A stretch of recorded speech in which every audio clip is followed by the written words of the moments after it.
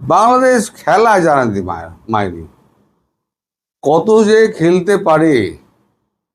নাকানি চোবানি চোবানি নাকানি নানান রকমের খেলা। প্রথমে তো খুব হ্যাডাম দেখাইলো, শেখ হাসিনারে প্রত্যর্পণ করতে হইব। তিনি যখন আসতে চাইলেন তখন বললেন না, আসা হবে না।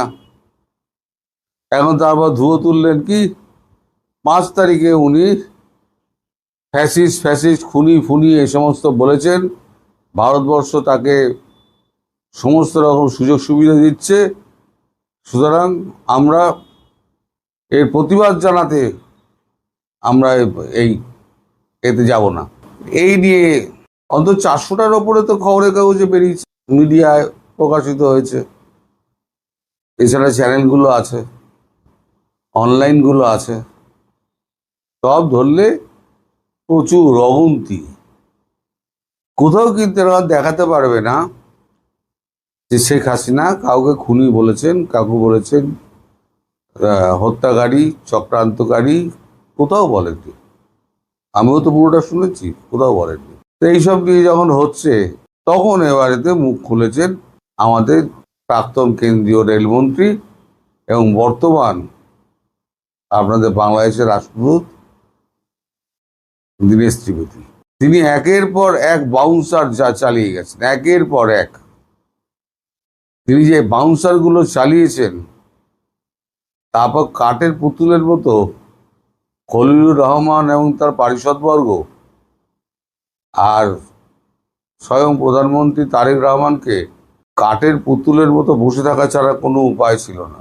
তিনি একটার পর একটা বাউন্সার মেরেছেন। উষ্ণ অভ্যর্থনা হয়েছে, একে অপরকে ফুলে তোড়া দিয়েছে, খুব ভালো ভালো কথা হয়েছে। প্রথম 15 মিনিট প্রায় গলায় গলায় লাগালাগি অবস্থা আর কি। তাল কাটলো যখন শেখ হাসিনা প্রসঙ্গ উঠল। 5ই আগস্ট শেখ হাসিনা যে সাংবাদিক সম্মেলন করেছেন সেটা অনভিপ্রেত এবং বাংলাদেশকে ছোট করেছে ভারতবর্ষ।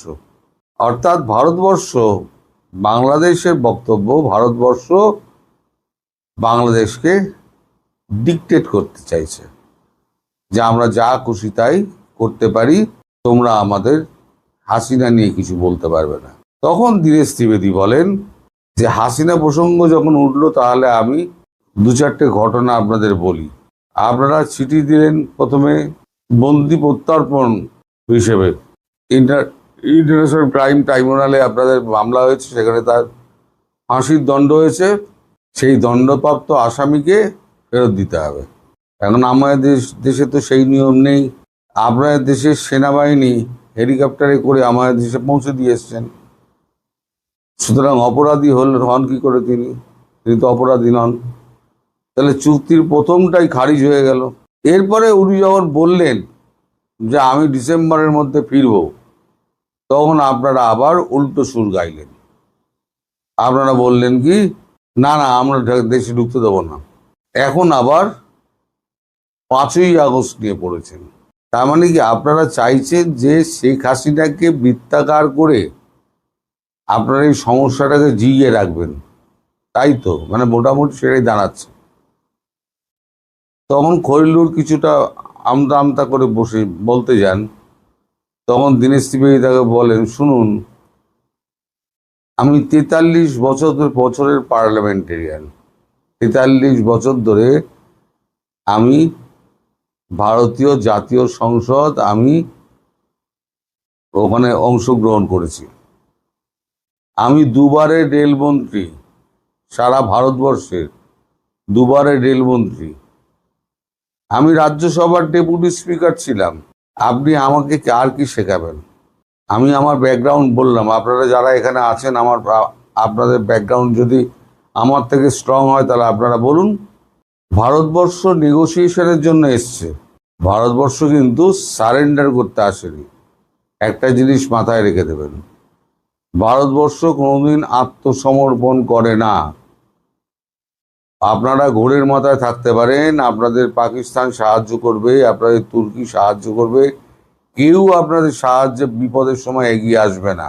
বিপদের দিনে আগেও ভারতবর্ষ এগিয়ে এসেছিল, আবার যদি কালকে এই বিপর্যয়ের মধ্যে, এই মানে খারাপ সম্পর্কের মধ্যে কাল যদি ঝড় ঝঞ্ঝা তুফান ওঠে, ভারতেও উঠবে, কিন্তু ভারতবর্ষ প্রথম দেশ যে লাফিয়ে পড়বে আপনার এখানে আসার জন্য ত্রাণ নিয়ে।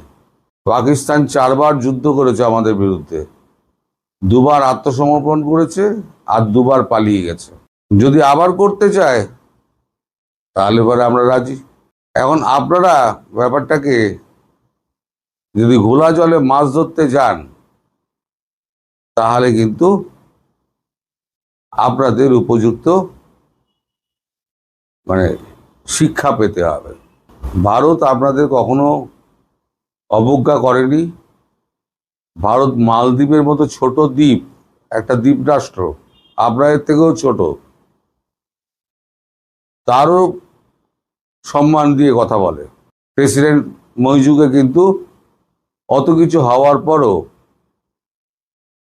দ্বিতীয়বারের শপথ গ্রহণ অনুষ্ঠানে কিন্তু মইজুকে কিন্তু আমরা আমন্ত্রণ জানিয়েছিলাম।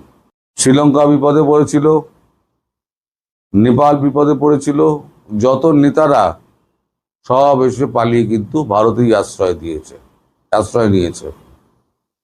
একতরফা বলে গেছেন দীনেশ ত্রিবেদী, কাঠের পুতুলের মতো বসছিলেন তারেক রহমান। হ্যাঁ, শেষে অবশ্য একটা কথা বলেছেন, আপনাদের দেশে হাদির হত্যাকাণ্ডের তারা আসামি যারা রয়েছে তাদের প্রত্যর্পণের ব্যাপারে আপনারা যে কাগজপত্র চেয়েছিলেন সেই কাগজপত্রগুলো রেডি হয়ে গেছে, আমি আপনাদের দিতে চাই। খলিলুর দিয়েছে। মজাটা হলো, যেখানে এক প্রধানমন্ত্রীর ফেরা নিয়ে আর এক প্রধানমন্ত্রীর সঙ্গে আলোচনা করছে একটা দেশের মানে শীর্ষস্তরের পার্লামেন্টেরিয়ান, সেখানে হাদির প্রসঙ্গ নিয়ে আসছেন। আপনি অবস্থাটা ভাবুন, মানে বাংলাদেশের অবস্থা ভাবুন। আপনি কোথায় প্রধানমন্ত্রী আলোচনা করছে, সেখানে চলে এলো হাদি। আমি দিন দশেক আগে একটা ভিডিও করেছিলাম আপনাদের জন্য, সেখানে আমি বলেছিলাম যে পরাগজয়ী সহ 4-6জন অফিসার তারা বাংলাদেশ ভিজিট করবেন। গতকাল তারা বাংলাদেশ পৌঁছে গেছেন। আমি 7 দিন আগে বলে দিয়েছিলাম, ঘুরিয়ে দেখুন পিছন দিকে, 7 দিন আগে রয় ডিরেক্টর যাচ্ছেন বাংলাদেশ। তো যাই হোক, এখন তার যে যাওয়া, এটা আপনারা মনে করতে পারেন না দারুণ ব্যাপার, রয় ডিরেক্টর এসছে, এটা কিন্তু খুব অ্যালার্মিং। আমি বলে দিচ্ছি, এটা খুব অ্যালার্মিং। কারণ এই যে আমরা সিঁদুর করলাম না, সিঁদুরের সময় কিন্তু পুরো সিঁদুরের ছকটা ছকেছিলেন কিন্তু এই পরাগ জৈন। রয় ডিরেক্টর, পূর্বতন ডিরেক্টর যখন ফেল করলো রবি বর্মা, তখন তাকে সরিয়ে দিয়ে এই পরাগ জৈনকে এনে বসানো হলো। পরাগ জৈন হচ্ছেন IIT ফার্স্ট ক্লাস ফার্স্ট, তিনি জীবনের সেকেন্ড হননি। তারপর তো উনি ইন্ডিয়ান ফরেন সার্ভিস দেন, তারপর ইন্ডিয়ান রেভিনিউ সার্ভিস দেন, তারপর ইন্ডিয়ান অ্যাডমিনিস্ট্রেটিভ সার্ভিস দেন। একটা মানুষের 3টে সার্ভিস আছে। IIT ছেড়ে দিন, 3টে service, foreign service, revenue service and administrative service. মাথাটা কত পরিষ্কার, খুব হাসি মুখ, দেখলে আপনি পাশ দিয়ে বসে চলে যাবেন, আপনি ধরতে পারবেন না। সেই মানুষটা যখন গেছে তখন জানবেন যে খুঁটিনাটি বিষয়গুলো জেনেই উনি গেছেন, এবং কোথা দিয়ে কে আসবে, কাকে কোথায় মারবে, সেগুলো কিন্তু উনি দেখতেই গেছেন। 1 মাস আগে সমস্ত বুকিং কমপ্লিট হয়ে যায়, কারণ সিকিউরিটি অ্যারেঞ্জমেন্ট করতে হয়। এই যে এত দেশের সমস্ত রাষ্ট্রনেতা আসবে, তাই তো থাকার জায়গা, তাদের সিকিউরিটি অ্যারেঞ্জমেন্ট সমস্ত কিছু করতে হয়। তো তার ইন ওয়ে, তার আউট ওয়ে, তার রেস্কিউ ওয়ে, কোথায় সেফ হাউস আছে, সেইগুলো সমস্ত দেখে রাখতে হয়। এইগুলো করতে করতে ইন্টেলিজেন্সের মোটামুটি 1 মাস মিনিমাম সময় লেগে যায়। তাই 12 তারিখ 13 তারিখ হচ্ছে লাস্ট। তারপরে যদি তারেক রহমান বলেন তাহলে নয়ডার কোনো হোটেলে গিয়ে থাকতে হবে, উইদাউট সিকিউর, হয়তো সামান্য সিকিউরিটি পাবেন। এখন শেষ পর্যন্ত দেখুন, আমি বললাম না যে গেলে ভালো, না গেলে আরো ভালো। এখন অনেক হ্যাডাম ট্যাডাম দেখিয়ে এখন প্যাচে পড়ে গেছে। এখন যে জিনিস যাওয়ার সমস্ত ব্যবস্থা করবেন ডিজি, তাকে বলা হয়েছে, তিনি বলেছেন আমি কি করব, ছেড়ে দেব না ব্যবস্থা করব। তা বলেছে আপনি ব্যবস্থা করে যান, দরকার হলে আমি আপনার সঙ্গে কথা বলে নেব। এখন আসবেন কি আসবেন না সেটা কিন্তু পরের কথা। কারণ এমনও হতে পারে যে ভেতরে একটা গন্ডগোল লাগিয়ে দিয়ে দেখিয়ে দিল যে এই অবস্থায় আমরা যাই কি করে, এরমও হতে পারে, অনেক কিছুই হতে পারে। মানে এটাকে এড়ানোর জন্য সব রকম চেষ্টা করছে। যাই হোক, আপনারা দেখতে থাকুন, অনেক নাটক বাকি আছে, নাটকের এখনো শেষ হয়নি। শেষ পর্যন্ত তিনি আসেন কি আসেন না, কারণ সময় দ্রুত বেরিয়ে যাচ্ছে, তাকে সিদ্ধান্ত তাড়াতাড়ি জানাতে হবে। ঘোলা জলে মাছ ধরছে উনি। ধন্যবাদ।